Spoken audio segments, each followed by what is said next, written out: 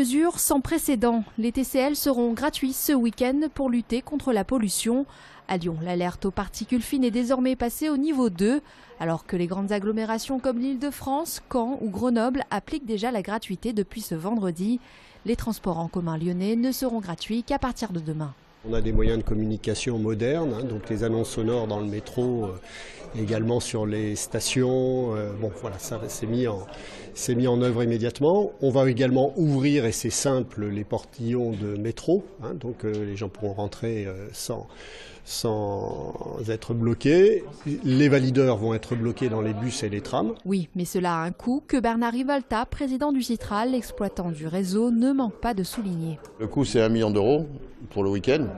Et que, bien évidemment, j'ai dit tout à l'heure, je ne sais pas si on est indemnisé par l'État, mais j'ai dit qu'il fallait qu'à un moment donné, chacun assume ses responsabilités, y compris nos concitoyens. Je veux dire, tout ça, l'argent, on ne le trouve pas au plafond. Il faut effectivement qu'on trouve les moyens et les ressources pour ne pas pénaliser le développement des transports en commun par la suite.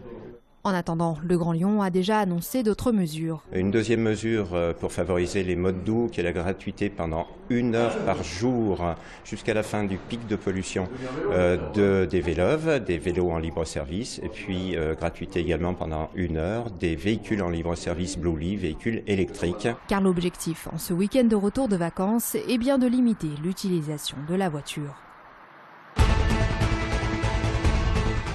Consciente qu'il sera bien difficile de limiter l'utilisation de la voiture, surtout en cette veille de retour de vacances, la préfecture a décidé aujourd'hui de sensibiliser les automobilistes au risque de pollution. Cet après-midi, des contrôles routiers étaient organisés, comme ici quai Gailleton. Dans le viseur des policiers, les gaz d'échappement, mais aussi les contrôles techniques. On va vérifier la pollution du véhicule. Je vais vous demander de remettre le moteur en route. Notre unité, l'année dernière, a verbalisé plus de 4000 défauts de contrôle technique. Et ces véhicules qui ne sont pas passés par les centres de contrôle technique, on peut penser qu'elles ne correspondent pas aux normes de pollution. C'est un véhicule qui ne doit pas dépasser 0,5. J'ai le contrôle technique de monsieur, qui est avec un contrôle technique de 0,04, donc il ne pollue pas. Mais tous ne sont pas en règle. C'est le cas de cet automobiliste stéphanois, pour le moins agacé par ce contrôle. On a toujours conscience qu'on peut polluer. Tout le monde pollue. Il n'y a pas que les voitures qui polluent. Dans la vallée du Rhône, il y en a d'autres de pollution.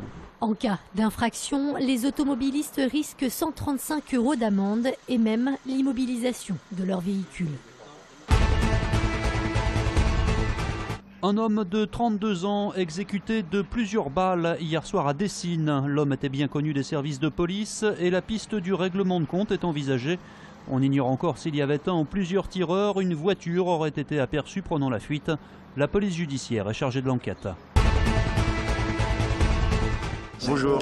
Jean-Luc Mélenchon à Lyon aujourd'hui pour soutenir les listes Front de Gauche Gram. En visite dans le quartier États-Unis, il en a profité pour épingler Gérard Collomb avec sa verve habituelle. Lyon est la caricature de la concentration du territoire autour d'un seigneur féodal qui se saisit de toutes les occasions pour que personne ne se mêle de rien. Et là, nous avons ce spectacle incroyable d'une campagne municipale où l'élu sortant ne s'expose d'aucune façon à expliquer ses projets ou à accepter qu'on vienne lui faire ce qui est normal en démocratie, la polémique, la discussion. Pour autant, il n'a pas écarté l'hypothèse d'un rapprochement avec les listes du maire sortant pour le deuxième tour, en évoquant, je cite, une éventuelle fusion technique. Jacques Cheminade était aussi de passage à Lyon aujourd'hui pour soutenir la liste Solidarité et Progrès menée par Aurore Ninino dans le 3e arrondissement. Partisan de l'industrialisation de la Lune ou de l'exploration martienne, Cheminade reste une énigme pour beaucoup d'observateurs de la vie politique.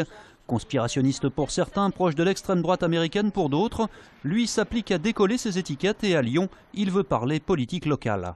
On a dit que c'était la capitale de la résistance, d'autres disent que c'est la capitale de la collaboration. Nous, c'est la résistance. Et Lyon doit être une ville pionnière pour l'avenir. Pas une ville engagée dans l'argent, la finance et tout ça. Pas colon. Pas une opposition de droite qui est encore pire. Cueilli à froid dès la 2e minute de jeu, l'OL s'est finalement imposé largement hier soir à Gerland, 4-1 face aux Tchèques du Viktoria Pilsen en 8e de finale allée de Ligue Europa. Lyon a désormais 88% de chances d'accéder au quart de finale. On savait qu'il était important de gagner à Gerland, sinon D'aller dans ces pays-là, c'est très difficile à jouer. Le jeu s'est mis en place petit à petit, on a réussi à égaliser assez rapidement, ce qui nous a permis de ne pas trop douter, même si on avait envisagé et aimé le fait de ne pas encaisser de but à Gerland. C'est quand même avec un matelas confortable que l'Olympique lyonnais ira en République tchèque jeudi prochain pour le match retour. Surtout, les Lyonnais ont préparé au mieux la réception du deuxième de Ligue 1 Monaco dimanche à 17h. C'est une équipe qui est deuxième du championnat, après qui est tombée à Geoffroy Guichard, mais c'est une équipe avec de fortes individualités, avec l'un des meilleurs joueurs du championnat, l'un des meilleurs passeurs à la personne de Rodriguez. Ça va être un gros morceau, mais je pense qu'on est capable de les inquiéter et on sera chez nous et on aura une grosse envie de gagner. Certes, Pilsen n'est pas Monaco, mais vu ce qu'a montré Lyon hier soir, il y a des raisons d'être optimiste, d'autant que des joueurs comme Malbranck ou Mbouemba, plus habitués au banc cette saison, ont montré que l'on pouvait compter sur eux. Rassurant lorsque l'on sait que l'OL va jouer dimanche son 48e match de la saison.